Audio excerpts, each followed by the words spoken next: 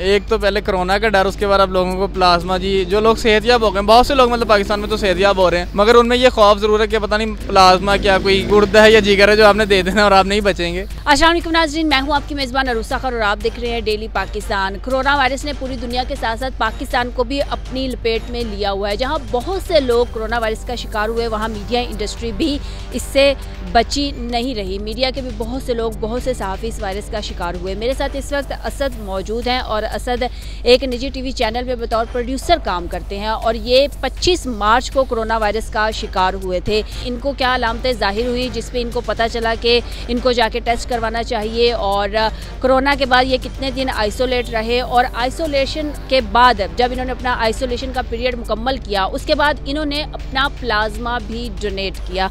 तो हम असद से जानते हैं ये सारी कहानी उनके ही ज़ुबानी। असद, कैसे हैं आप? अल्हम्दुलिल्लाह। आपको 25 मार्च को कोरोना हुआ जी, 25 मार्च। कैसे पता चला, क्या अलामतें थी?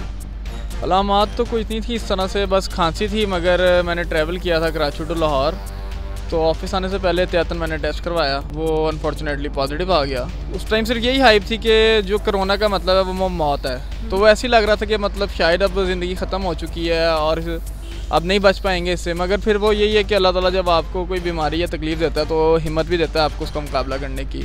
हॉस्पिटल चला गया, जिन्ना हॉस्पिटल, वहाँ पर क्वारंटाइन रहा, वहाँ पर भी कोई ऐसी मेरी तबीयत ख़राब नहीं हुई। तीसरे चौथे दिन मुझे लगा कि शायद मुझे फ़ीवर हो रहा है, जैसा कि इसमें अलामात हैं। टेम्परेचर चेक करवाया तो उसमें फ़ीवर भी बिल्कुल नहीं था मुझे।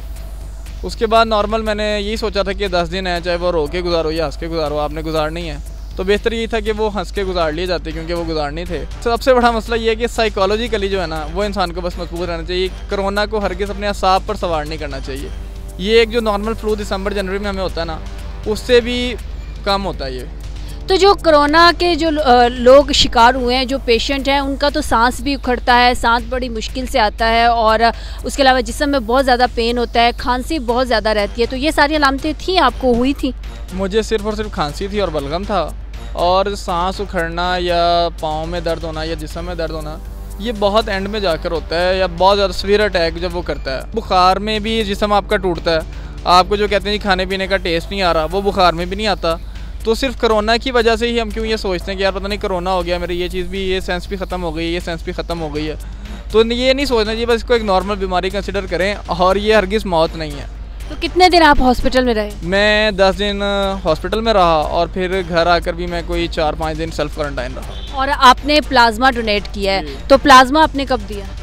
प्लाज्मा मैंने दिया था ये 9 मई, रिसेंटली दिया अभी मैंने। अच्छा, बहुत से लोग इस वक्त ये सोच रहे होंगे कि प्लाज्मा क्या होता है और ये किस तरह से डोनेट किया जाता है, तो ये अगर आप थोड़ा सा आप एक्सप्लेन कर दें। हाँ, एक तो पहले कोरोना का डर, उसके बाद अब लोगों को प्लाज्मा, जी जो लोग सेहतयाब हो गए, बहुत से लोग मतलब पाकिस्तान में तो सेहतयाब हो रहे हैं, मगर उनमें ये खौफ ज़रूर है कि पता नहीं प्लाज्मा क्या कोई गुर्दा है या जिगर है जो आपने दे देना और आप नहीं बचेंगे। तो ऐसा नहीं है कि आप अगर जो नॉर्मल ब्लड डोनर्स हैं जो 6 महीने बाद अपना ब्लड देते हैं, तो ये उसी तरह से है कि आप जिस तरह ब्लड देते हैं। एक मशीन लगी हुई थी जिसमें 2 पैकेट थे, एक में रेड ब्लड सेल्स जा रहे थे और एक में वाइट ब्लड सेल्स। जो वाइट ब्लड सेल्स होते हैं वो प्लाज्मा होता है। ब्लड ग्रुप जो है वो वेरी करना चाहिए, मतलब कि अगर मेरा ओ पॉजिटिव है तो वो ओ पॉजिटिव वाले को ही लगेगा। तो और ये ओ पॉजिटिव मैं एक दफ़ा दे चुका हूँ, तो मैं 15 दिन बाद दूसरी दफ़ा दे सकता हूँ, जो अभी तक की रिसर्च है जावेद अकरम साहब के मुताबिक। मैंने कहा मैंने 3 महीने पहले भी ब्लड दिया था, तो उन्होंने कहा अच्छा जो आपका रेड ब्लड सेल है ना वो आपको वापस लगा देते हैं, मतलब मेरा ही खून मुझे उन्होंने वापस भी लगा दिया। ये जो प्लाज्मा लगता है ये सिर्फ कोरोना के पेशेंट को ही लगता है? और ये कोरोना के पेशेंट को ही लगता है, और जिसको कोरोना हुआ हो उसी का लगता है। मतलब कि एक नॉर्मल इंसान अगर कहे कि मेरा प्लाज्मा लग जाए तो नहीं, क्योंकि जिसको कोरोना हुआ था उसके अंदर एंटीबॉडीज़ जो हैं वो बन चुके होते हैं, तो वो ही अपना प्लाज्मा डोनेट कर सकता है। आजकल हम अगर किसी के सामने हल्का सा छींक भी ले तो लोग बहुत ज़्यादा वो ना आपसे थोड़ा सा अवॉइड करने लग जाते हैं, या कहते हैं कि आप ना बाहर चले जाएं या कुछ इस तरह से है। तो आपको कोरोना हुआ था तो लोगों की जानिब से क्या रवैये थे? खौफ था कि शायद मतलब सोसाइटी एक्सेप्ट ना करे, मगर सोसाइटी में कुछ इस तरह से नहीं हुआ। फिर ऑफिस भी मैं गया तो बड़ा अच्छा लोगों की तरफ से वेलकम था, क्योंकि जाहिर सी बात है कि अवेयरनेस की सबसे बड़ा मसला जो है वो अवेयरनेस का है।